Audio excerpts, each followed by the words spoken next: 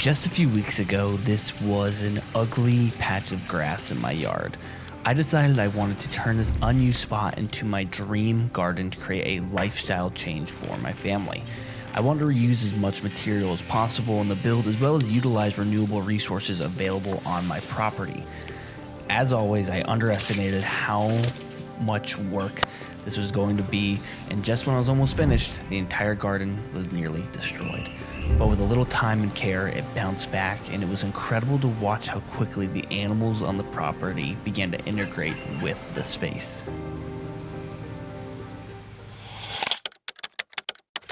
Behind me sits the future site for my garden. Now, moving to this jungle property, I've talked about wanting to create a bit of a homestead, and we have the chickens, but other than that, not much homestead going on here. We don't have a garden built out, other than I have a tiny aquaponics herb garden. So it's time to finally build a proper garden so we can start growing some of our own food. I spent a bit of time maneuvering and moving around my materials to figure out the ideal place for all of the beds. The previous day, I headed over to my parents to go get some scrap metal to save a ton of money making my raised beds. I also found this neat barrel that I had a really great idea for. I really don't want to mow or cut down things, but I'm gonna weed whack this area clean so I have a really good surface to work with. My weed whacker was broken, and I am so glad that it was because of something I discovered later.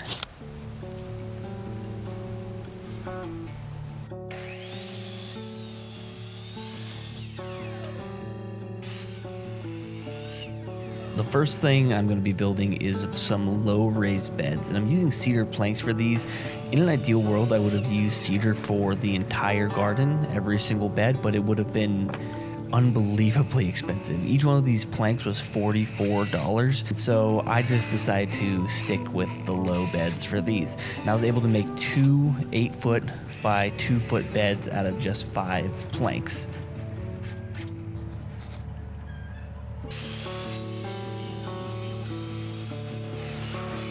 I know there's gonna be some concern about using pressure treated wood in a grow bed. The dirt, soil, everything is not gonna be coming in contact with these 4x4s. I'm doing this to save a little bit of money. I was able to have some of the scrap metal, which I actually have a ton of it. I borrowed this from my dad, and then I realized that I have a ton of it in my garage already anyways. But what's gonna happen is these are gonna be an outside frame, and on the inside of our bed will be the scrap metal framed in like that. The soil won't be coming in contact with the pressure treated lumber, and then we're gonna put a little end cap on top to make it look a little bit nicer and cleaned up. So we're gonna make 2 of these big aluminum beds, and we'll see where else we get.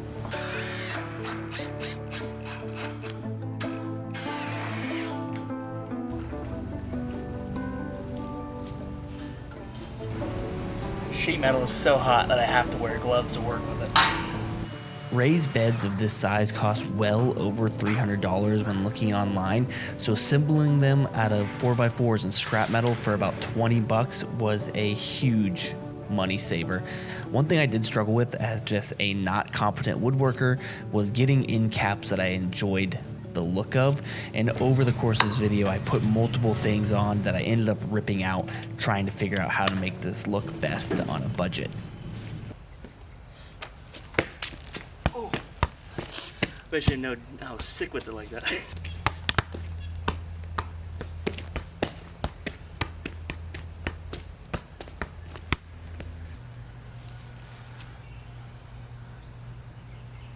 I was trying to be clever and save money, and I used fence posting to make the railings for my grow beds. And I'll be honest, it looked awful. And I tried a lot of different things to cover it up and make it look better, but the truth was this was just the wrong selection of wood for the job.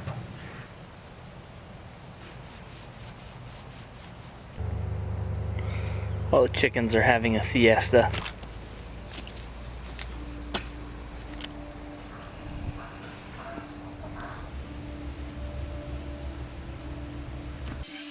One of my goals was to use as much of this extra wood I had laying around. Now these are all pressure treated fence boards and then a pressure treated 4x4.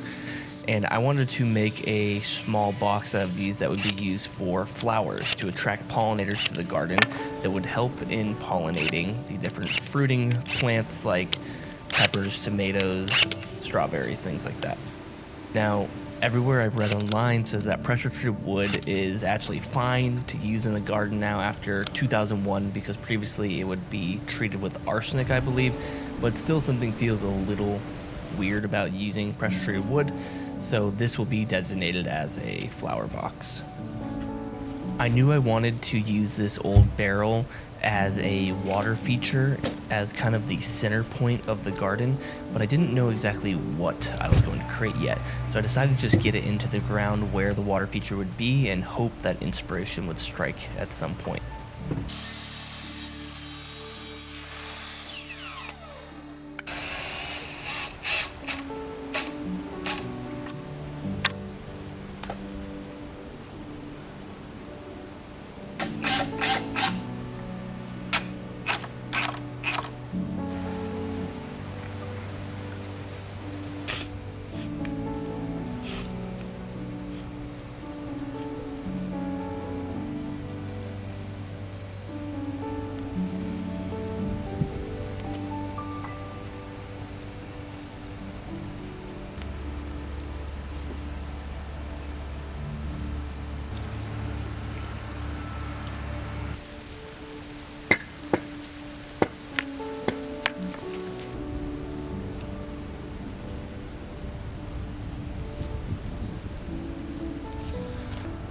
And of course, it's about to start pouring, so we gotta run.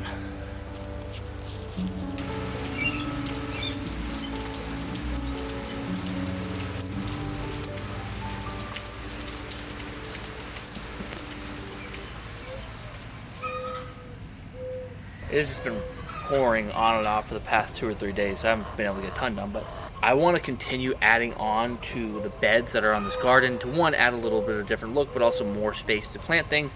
And behind me I have a giant heap of scrap wood, and my goal right now is to use as much of this as possible in this garden. One, so it's not just sitting around rotting, it actually gets put to use, and two, to clean up this giant eyesore, and three, to be practical. We have lots to do. Let's get breaking down wood.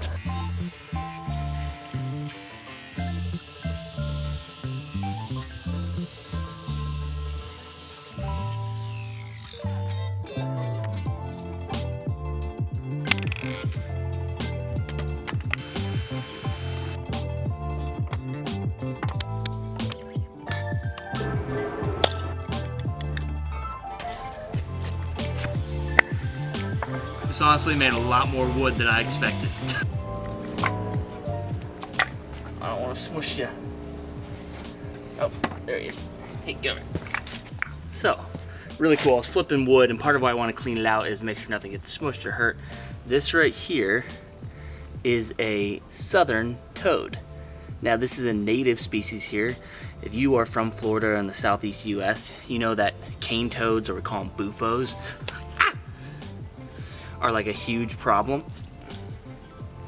They are poisonous to dogs. They get eaten a lot, and they'll literally like kill a dog if they bite them because they secrete a poison. But this right here is a native southern toad. Now, the problem is they look pretty similar to a bufo, but if you look keenly, they look a little different. And this little guy right here is just a chubby little fella, and he'll be great to have around our garden. So I'm gonna go try to tuck him somewhere around the garden bed and let him find a piece of wood to maybe shuffle under over there, because that'll be great little critter to have eating pests in our garden, and really cool to be able to protect him.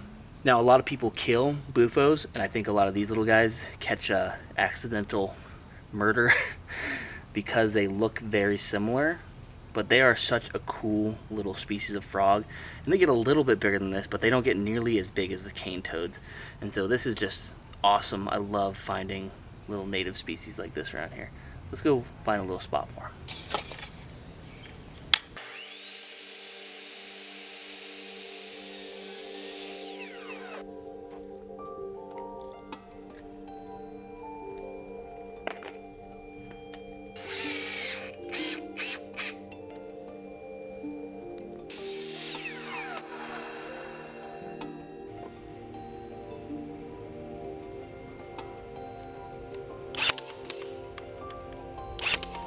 The garden was finally starting to come together, and this was the moment I was ecstatic that I didn't use the weed whacker in my yard. Unbeknownst to me, up until now, there was a tiny little world playing out right beneath my feet. I never even noticed. There must have been some tadpoles inside my little chicken pond. Most distinguished gentleman you've ever seen. Thing is literally the size of a pea. This tiny patch of grass held an explosion of life. Hundreds of small creatures crawled through the ground cover, but with them were predators. A robber fly perched atop of a leaf overlooked the small plane, waiting to strike one of the grasshoppers. I am so glad I didn't weed whack and potentially kill hundreds of grasshoppers and baby toads. And while grasshoppers aren't ideal for a garden, I think in time the toads, lizards, and robber flies will take care of them. We're taking a break this morning from the garden bed building, and we are going to construct our well. I got a bunch of rocks. Let's do this.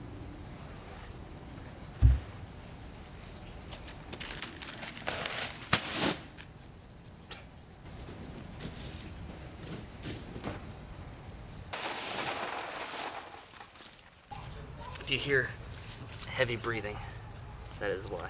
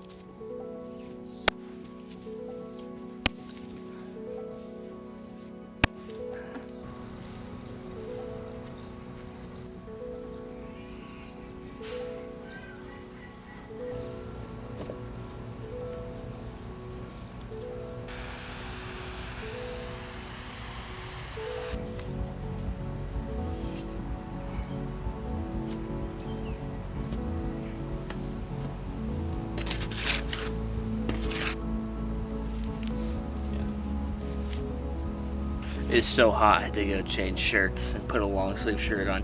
Little hot tip for you from a lifelong Florida outdoorsman. People think I'm insane when I'm wearing long sleeves, pants, boots. The sun is what gets you. It's not necessarily being like super hot for me, it's the sun beating down on your skin, just sucks the life out of you and wears you out.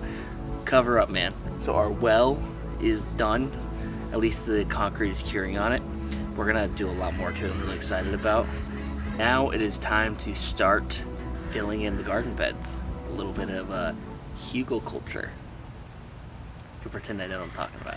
What is Hugelkultur? It's a term thrown around often in the gardening and homesteading space, and it's a gardening method that is inspired by the forest floor that originated over in Eastern Europe. Instead of filling raised beds with a ton of soil, it's a layering system. It starts with a base of logs, a scaffolding of branches, then your greens like lawn clippings or leftover lettuce, then your browns, which would be composting materials. In my case, it is rotting leaves, then your soil, and finally your plants. Over time, the wood slowly breaks down and it stores moisture like a sponge that feeds the soil from within. It creates a living ecosystem inside the bed, one that holds water longer and supports beneficial fungi, and hopefully becomes richer with every season. I've been sawing at this stupid oak branch for over an hour. It is just so thick. and hardy, and using a fully maxed out pole saw, it's hard to get a lot of leverage on it. So we're gonna try something potentially stupid.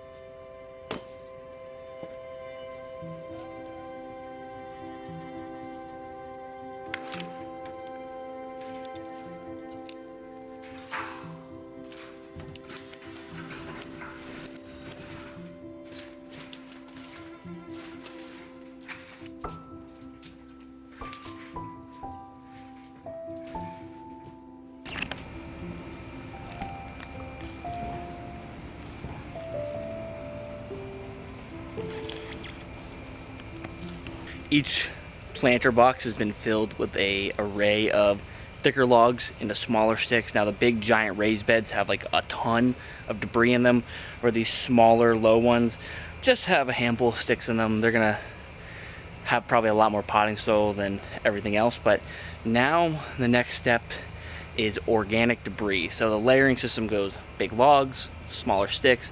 The big logs and smaller sticks provide a lot of structure, and then you put the organic matter on top. So lawn clipping, weeds, old food, whatever. If only I had some organic matter in this yard I could use.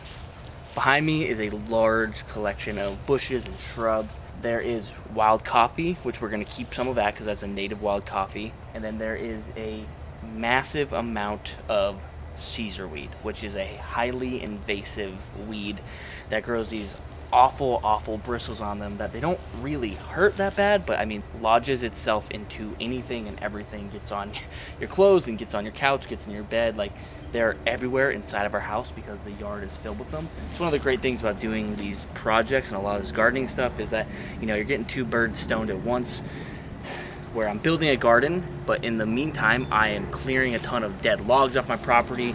I am also going to be clearing a ton of invasive plants and utilizing that in the garden beds and also in the compost bin that we have to create. It's going to be another step, the compost bin.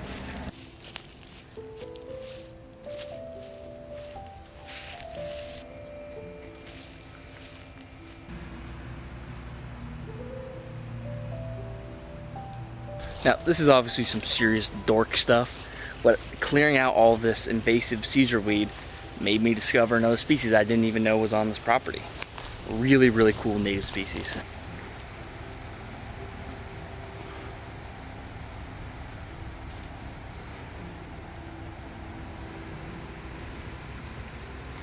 That right there is an American beautyberry. They grow these beautiful, like purple, violet colored berries that birds love to eat.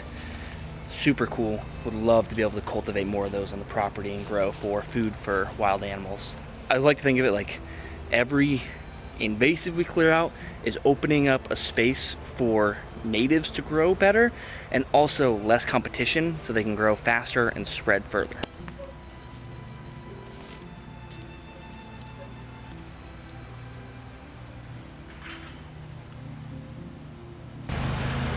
I just realized that my shirt has been on inside out the entire day.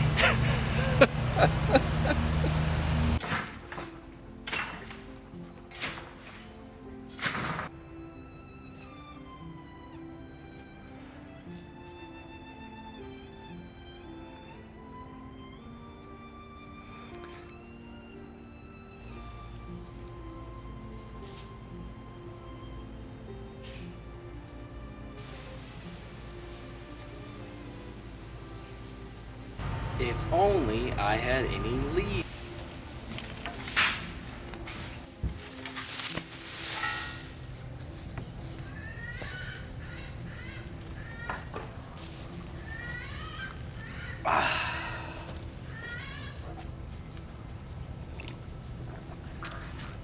Every single thing I have ever done in my life takes longer than I expect it to. Today we're gonna finish off the garden beds. I need to go and buy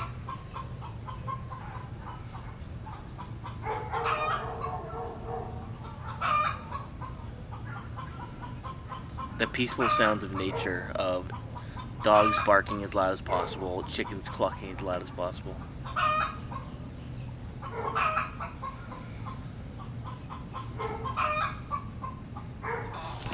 Stop jumping in my car. Yeah. Yeah.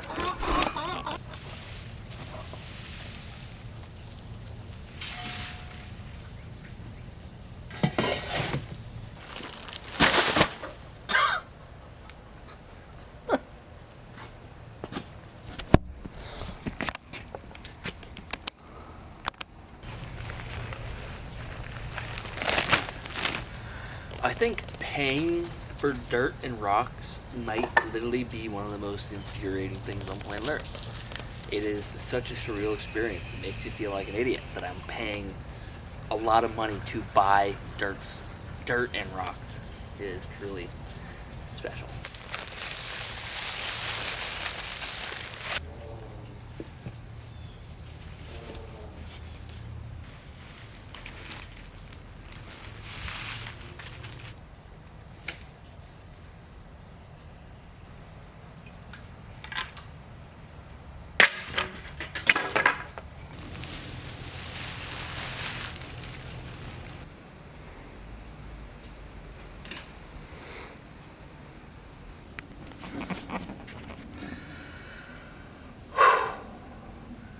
It's like 93 degrees out.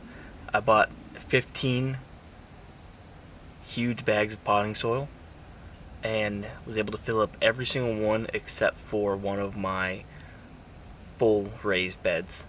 I thought I was going to be able to put like 4 bags in each one. I just put 8 in a single one. So I'm going to get more potting soil, but everything else is filled up except for one. I spent the entire morning driving around buying plants and vegetables for the garden.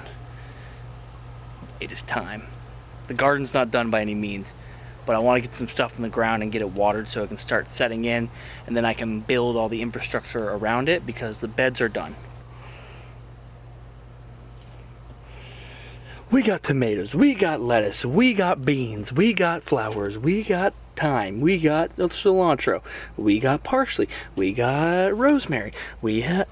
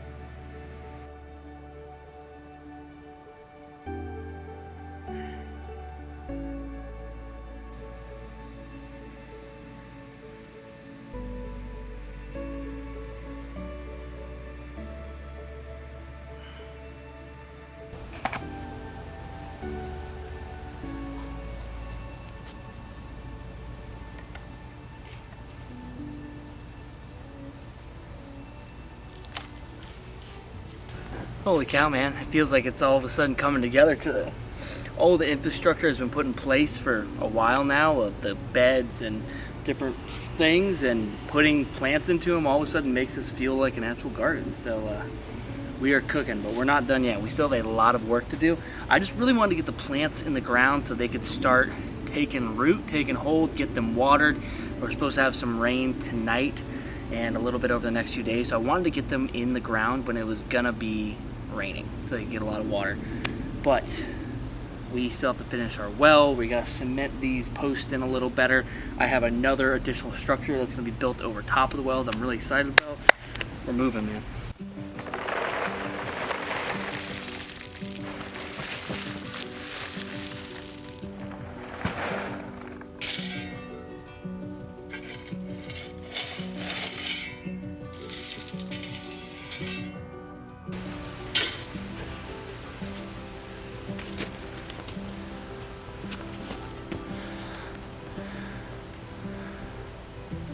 A very dusty brown knoll. There you go, homie.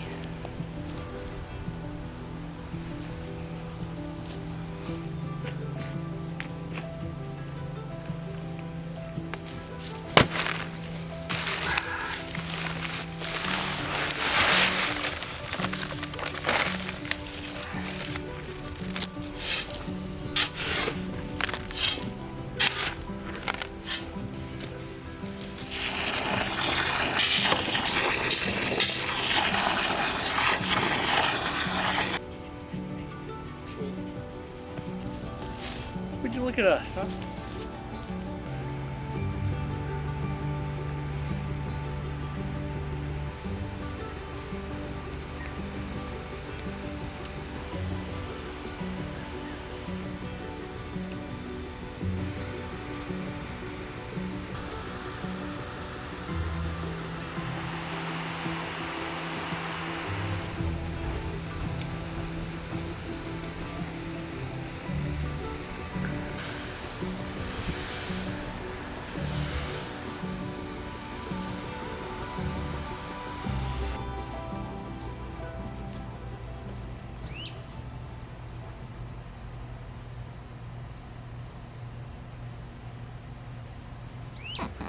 I could literally cry.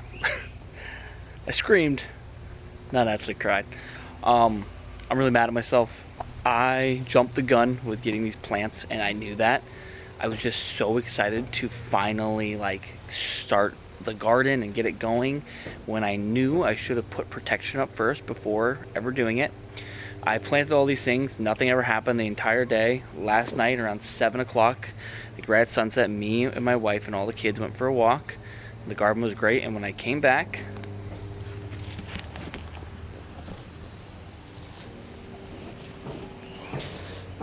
my chickens completely scalped the entire garden. Basically every single piece of bok choy or joy choy. They didn't touch the purple lettuce. They ripped up every single piece of Sunderland lettuce. Or Sunland lettuce. They ripped off all the tomatoes that were still on there. Bit into every single tomato. Ripped apart all of the poblanos and the bell peppers.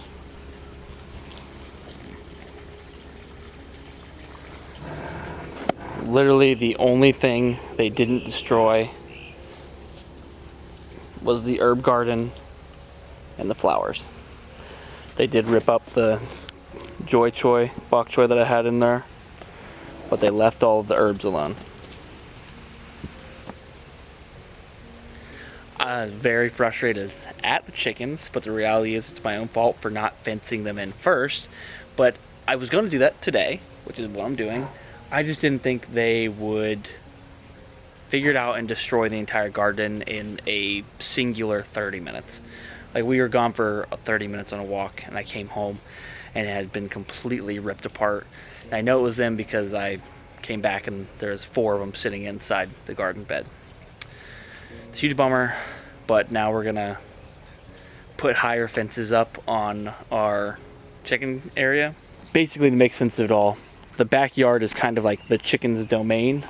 If you've watched that video where I did the chicken coop, this is kind of like their area, but they can hop over this 4-foot fence pretty easily, which I haven't minded because they kind of just stay here in the back and they wander around the front yard and they eat things because there hasn't been things for them to destroy other than them pooping in places I don't want them to. I don't mind seeing the chickens. Actually, I really enjoy it. It brightens up my day watching the birds walk around. But now we have a garden here. We are officially going to have to erect 6-foot walls that they can't get over.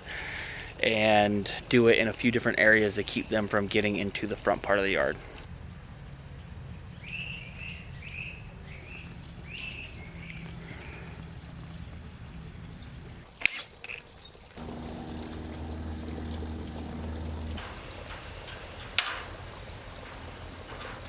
Took me quite some time, but the chickens have been fenced in.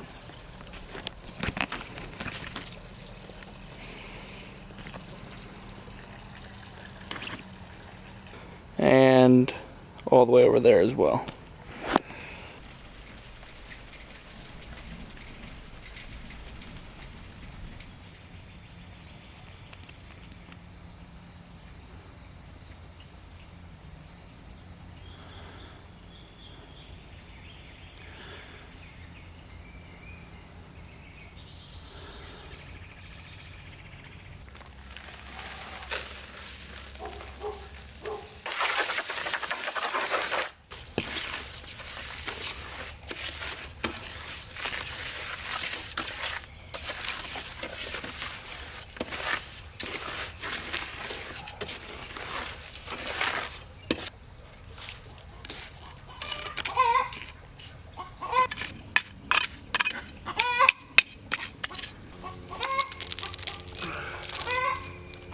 After setting these poles better with some concrete, I went to dig up some small citrus trees that I have growing in the canopy around my property. Now, I'm not sure if these are wild Florida oranges, which can be really bitter, or if these are remnants of trees that were planted by the previous owners, but I'm going to dig them up and move them closer to the garden where they can get a little more sun and hopefully grow a bit better.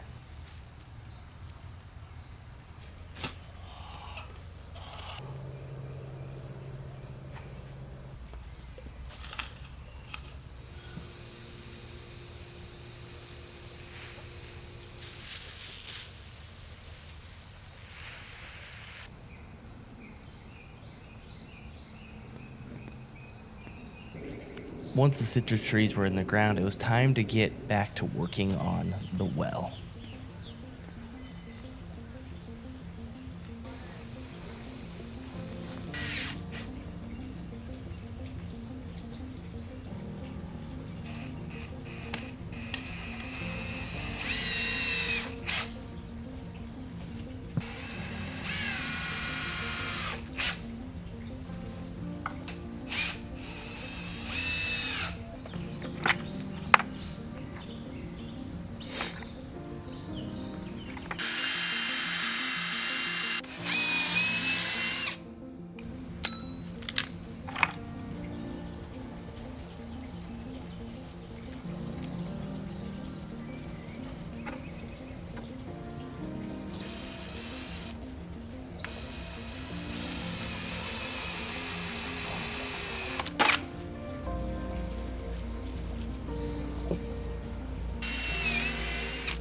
I think it's worth mentioning that I really don't know what I'm doing when it comes to woodworking, and I've just been trying to force myself to figure it out.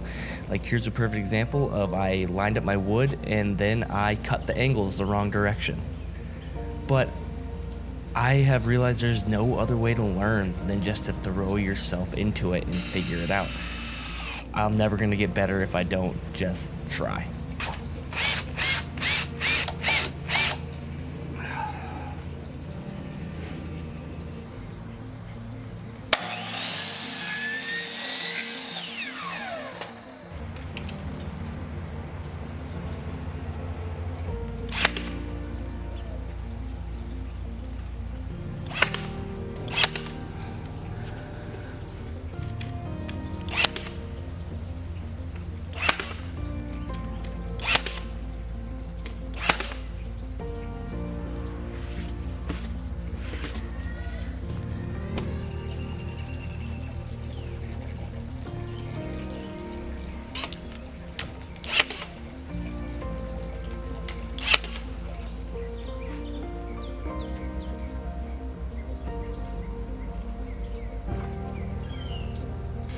With the hutch of the wishing well completed, I finally got to replacing the end caps on my raised beds.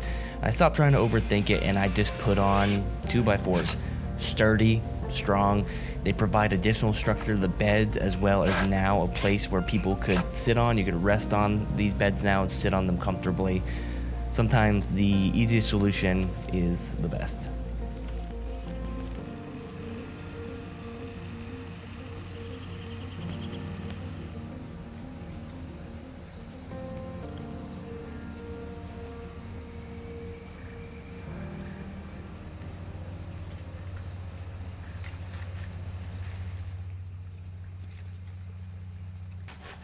I really wanted to elevate the wishing well, not just a well with a roof, but a water feature.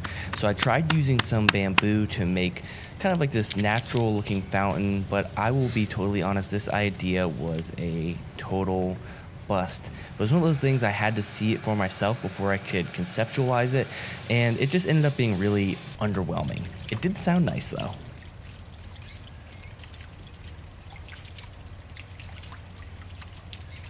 Went to Ace's Hardware on my way to pick up my son from school, and I was struck with a beautiful idea for the wishing well. We are gonna make this into our fountain that's gonna spray water into the well somehow. I gotta figure it out. Also, if you don't have kids, or if you have kids, one of the really cool features or fun things about having kids that they don't tell you is that everything you own will go missing. I can't even explain to you during this project. Almost every single day, a tool or something that I need that I'm working on out here is just magically gone and somewhere else in the yard, in the house, and not where it's supposed to be. It probably takes up like 10% of my time every single day just trying to relocate things. It's the best.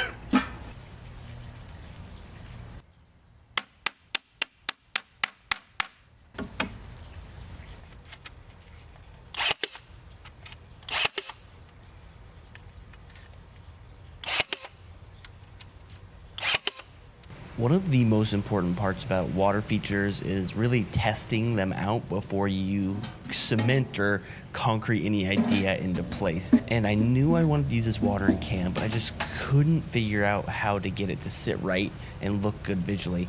I wanted it to be pouring out, but this was occupying too much space on the well, and then I had an idea. I was gonna hang the watering can from a zip tie, then covered up with rope to make it look a little more aesthetically pleasing and not occupy so much space, and also more gratifying with the amount of water that would be pouring out.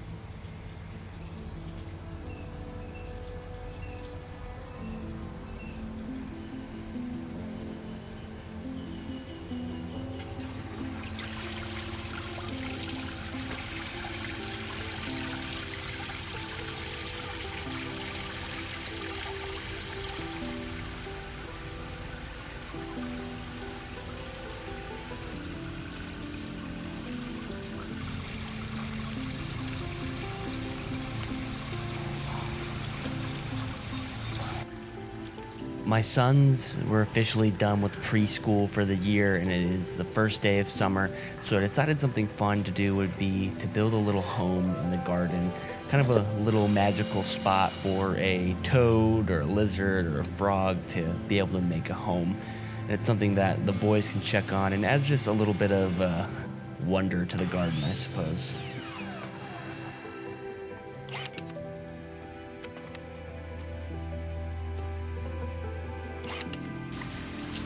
We put a toad in there. We put it in there. We put a toad in there. You gotta put a toad in there? Mm-hmm.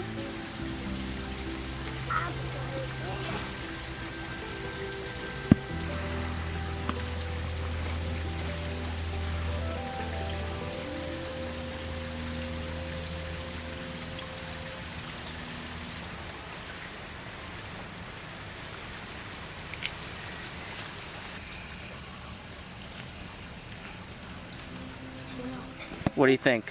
Cool. It'd be a perfect little house for a frog, right? Can we bring a frog here? We'll see if one finds it on his own. Found it. That's a little baby one, right? Be gentle. Why don't you put him in?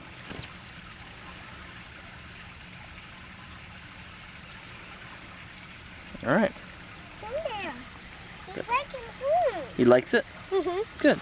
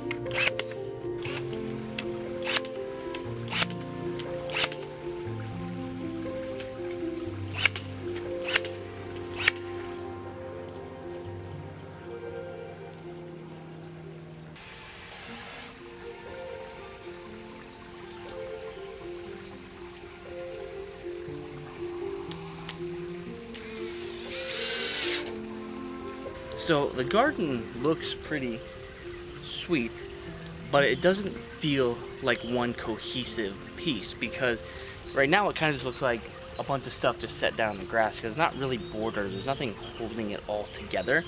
So I wanted to make some fencing to go around the garden, one, to keep my dogs out and other critters, things like that.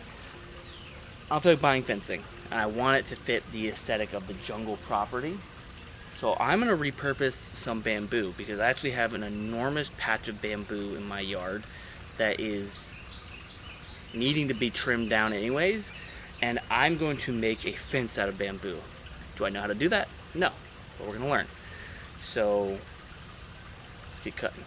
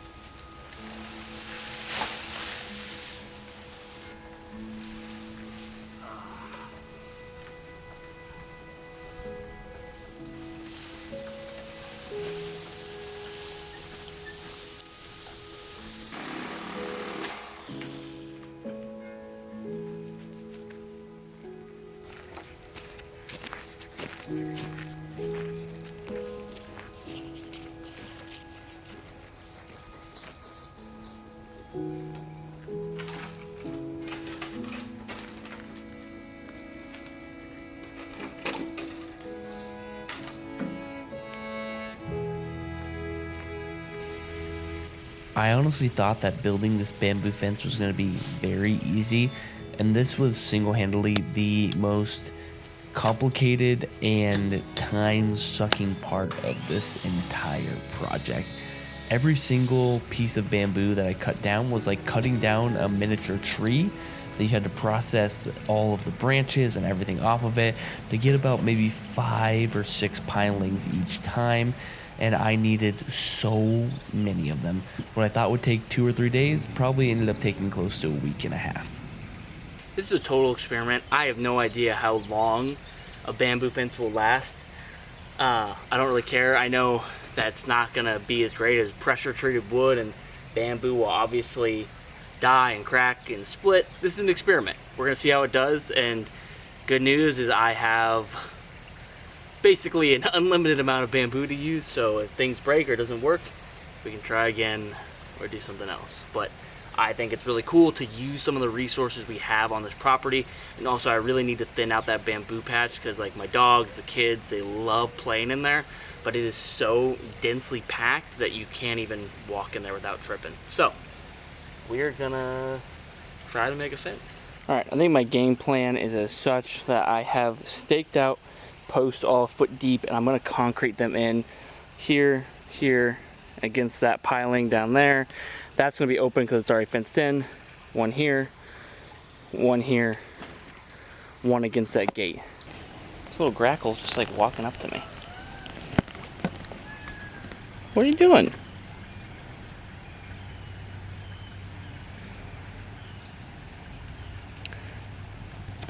It's super interesting.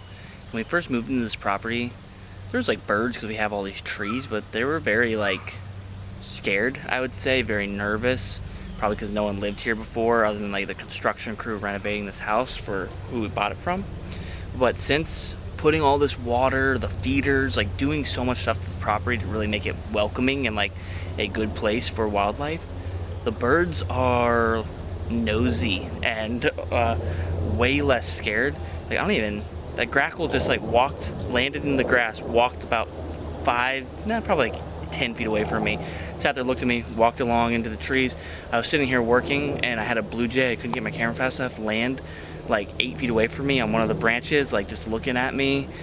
They were sitting in here in the garden earlier today. It's really funny how comfortable they're getting, which is cool.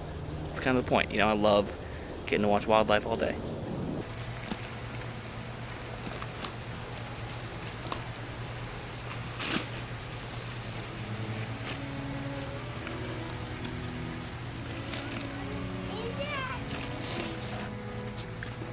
We're gonna spray this concrete with some water. Just step back a little.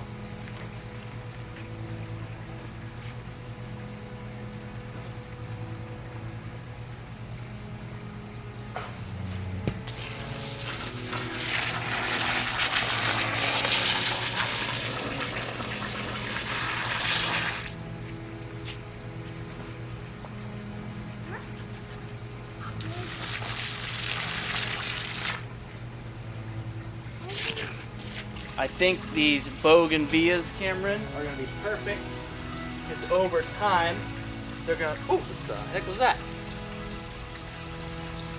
What is that? These are going to be perfect because over time they're going to grow nice and tall and grow up this whole thing. Don't touch the concrete, Cam. Come here. Come here. Don't wipe it off. We're not going to touch the concrete, okay? Because it's not good to get it on your skin, your little skin. It might hurt your skin, it could burn a little bit, so don't touch it, alright? I bought 2 bougainvilleas that over time will crawl up the sides of this wishing well gazebo thing. I don't even know what to call this. Hutch. And I think this is going to look incredible and really start to round out the whole kind of magical look of this thing.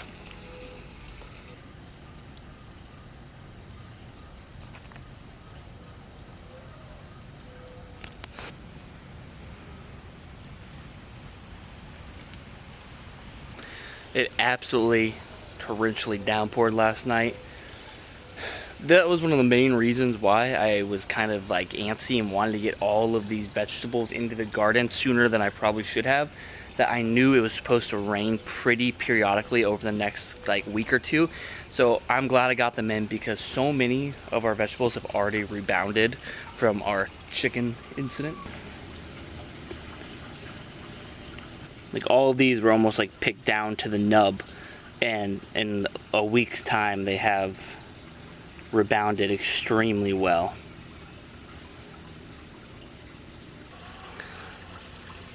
Big juicy bell pepper coming in.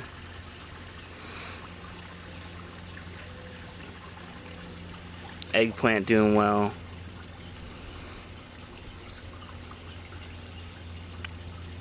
Poblanos are in full swing.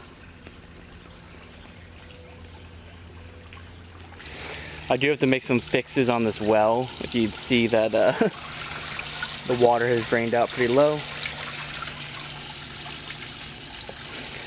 I basically just need to add more holes into this to get the water flowing out quicker, because what's happening is the water actually fills up in the top and pours out down like this. And some more holes will increase the flow, which will stop some of this overspray. Just so you get something spraying out right here. We gotta get this kind of dialed in.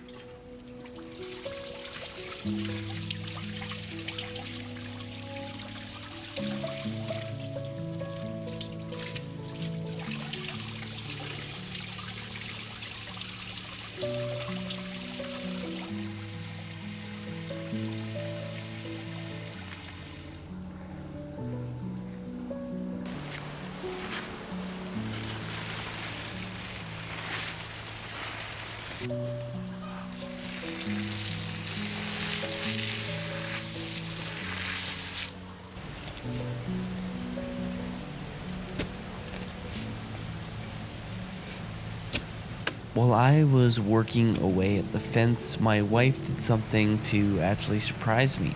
She went and hand drew labels for every single herb and plant in the garden using acrylic markers on river stones. My wife actually makes short form content about, cleaning, basically stay at home mom stuff. If that interests you, I'll leave a link down to it below.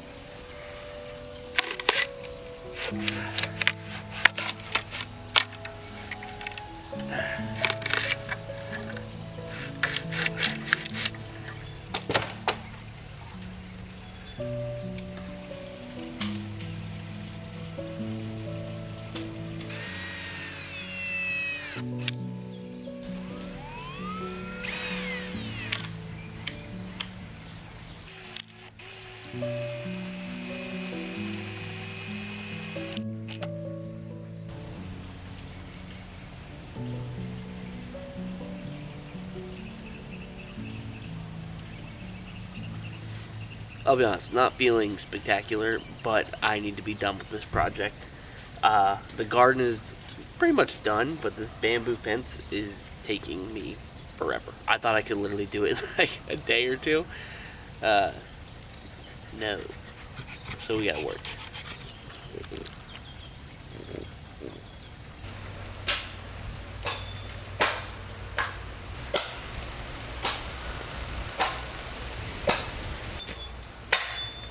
I spent the entire day just cutting bamboo and laying post, but at the end of the night, something very cool did happen.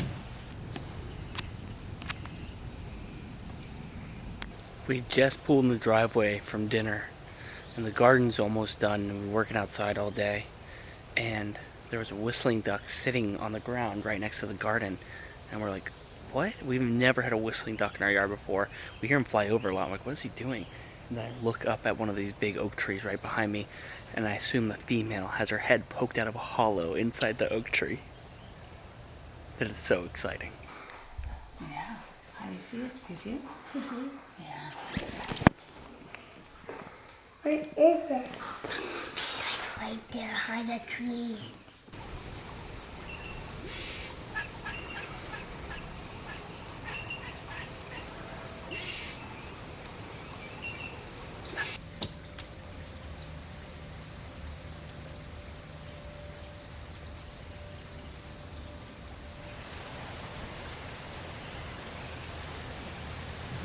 After about a week or so of working on this bamboo fence, it was finally coming to a close. Now, it wasn't perfect, but a lot of this is going to be a work in progress, and I can add more posts, fix things as time goes on, and replace whatever needs to be replaced. I'm also planning on wrapping a lot of these bamboo posts with jute fiber as well. But for now, the garden fencing is serviceable. It's a good one. These are parsley, so I want you, mommy needs this for cooking the meatballs. I want you to take all of that, but go take that to mom. It had a beautiful feel to it, and obviously as time goes on, it'll only look more and more beautiful as the plants start to really dominate the space. I heard someone say once that they didn't mind the cost of a garden because they saw it not as a frivolous expenditure, but as creating a lifestyle change. And that's really what I'm trying to do here. Now, while this is a small garden, there's plenty of room for expansion in the future. And I'm really excited about that. And it is incredible how much and how quickly it bounced back after our little chicken incident, and already it is flourishing. Truly, the only thing that didn't bounce back was the bok choy, and that's okay. That can probably be easily replaced.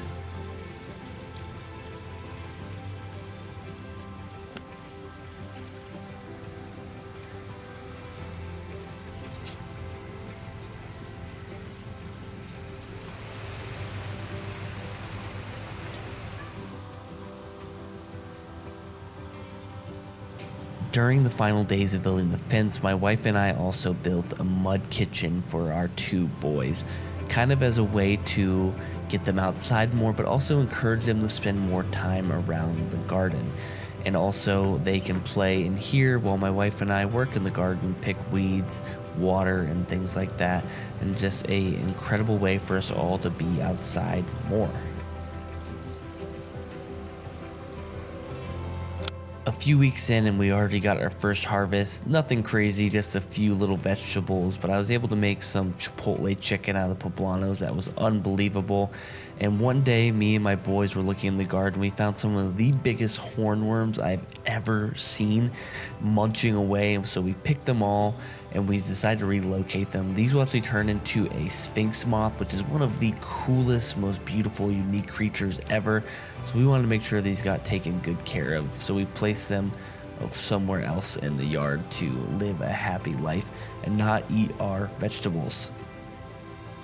Like always, this project took way more time and way more work than I expected it to, but I wanted to have a magical quality to it. I wanted myself, my wife, my kids to desire to be out in the garden.